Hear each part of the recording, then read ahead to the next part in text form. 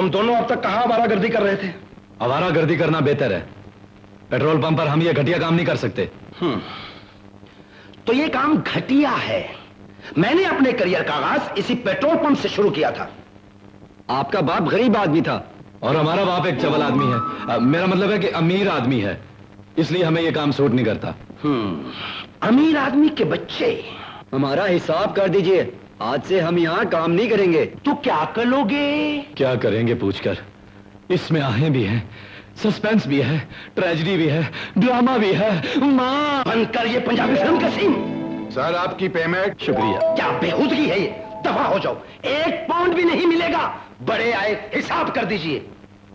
हम अपना हक वसूल करना जानते हैं। कैसे? ऐसे भाग सलमान। भाग गए। तुम्हारी इतला पे लानत है। अबे पकड़ो ना जाकर हरामखोर। Language please. Get out.